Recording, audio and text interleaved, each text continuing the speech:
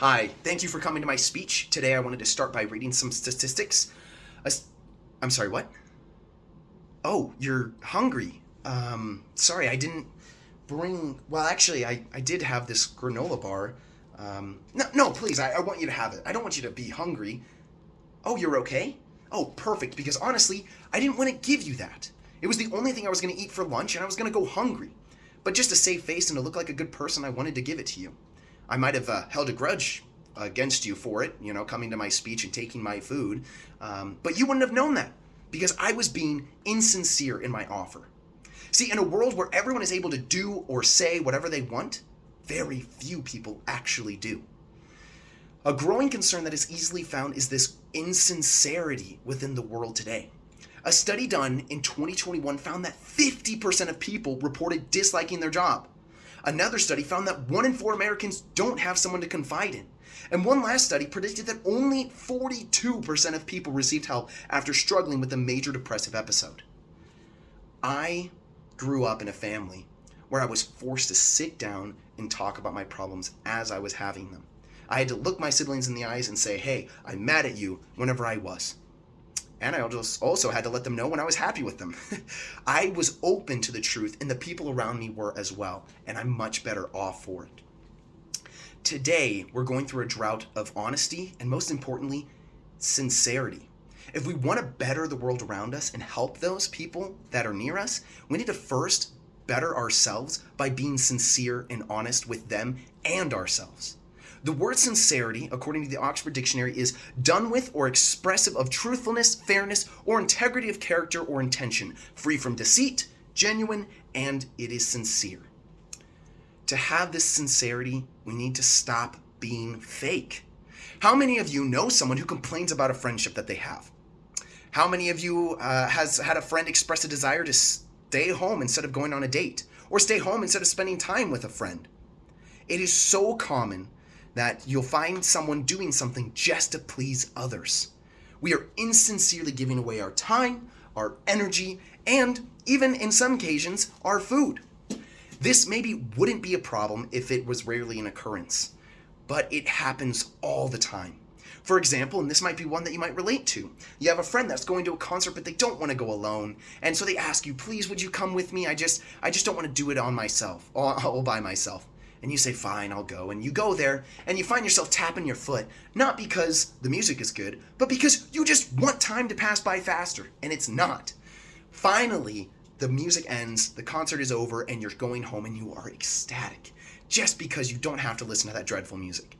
And your friend is also ecstatic, but not because of the same reason. They're ecstatic that you went there with them, and they're so happy. They say, oh my gosh, I love this so much. How did you like it? And you think, ugh. What do I say? And just to save face and to be polite, you say, well, I mean, it was good. I liked it. It was enjoyable. And they go home, your friend goes home thinking, wow, they loved it just like I did. I'm going to invite them to every single concert now. And now you have two choices. As your friend invites you, you either go with them and listen to such dreadful music, or number two is you come up with excuses and lie. Now, there is actually a third option, which is to tell the truth and let them know that you actually don't like the band, but it hardly seems like an option because you were already insincere and ingenuine. You let them know that you liked it, and now you're going back on your word? How could you do that? So now your friend sees you at the concert, either upset or not happy, or sees you avoiding them, and they start to wonder, am I the problem here? Am I doing something wrong? And they start to think that you don't want to be their friend, when in reality, you just don't like the concert. They don't know that, though. Your friend is completely clueless, and it starts breaking down your relationship. I am a member of the Church of Jesus Christ of Latter-day Saints, and as a member, there was a time where I was given advice that I think is absolutely terrible. This advice was to go and find someone who is lonely and be a friend to them. Now, the advice to go and help someone that's lonely is great advice. You should take that. But the advice to be a friend for the sake of being a friend, I think is absolutely dreadful. It's very ingenuine. And I can share an example with you. This is a true story. When I was in 7th grade, I was given this advice. I was told, hey, go and be a friend to someone who doesn't have one. And a kid popped into my head, and I thought, oh, that must be the Holy Spirit telling me to go sit by him. His name, I'm going to call him Bob for the speech. And I saw Bob sitting alone, and I said, okay, I'm going to go sit by him. I'm going to talk to him. We're going to have a nice time. And we did. I mean, we sat down and I talked to him, realized we don't have much in common, but that's okay. I was still being friendly. And then I left. Well, the next day, Bob remembered me sitting by him, and he decided to sit by me and talk to me. And I was like, oh, it's interesting. I don't really care too much about Minecraft or League of Legends, but that's what he liked to talk about. And I started talking about some things I liked, and he cut me off and started talking about the things that he liked, and it was annoying. And I first got annoyed. And then the next day and the next day, I started to get irritated. And the day after that and the day after that, I started getting mad. And why? He wasn't doing anything wrong. Bob thought that I was his friend. What was wrong is that I wasn't. I was being ingenuine. Now, one of my sincere friends walked up to me during this time, and he asked me, Parker, if I walked up to you and just told you, hey, I actually am not your friend, I only hang out with you because I feel bad for you, how would you feel? Devastated, I told him. Then he stopped me and said, well, why are you doing that to Bob? Kind of hit me at that point. Changed my perspective. I realized that I wasn't being friendly to Bob. I was being very unfriendly, actually. Pretending to be a friend to him is just not right. And I decided that it was right to cut that friendship off. Now, I'm not going to go into detail about how I did it, but know that I didn't do it in a way that was very mean or harsh. I just let him know, honestly and sincerely, that I didn't really care as much about the things that he did, and I wanted to hang out with other people. Now, there was another situation where I saw a lot of insincerity, and this is something that a lot of other people might have seen as well.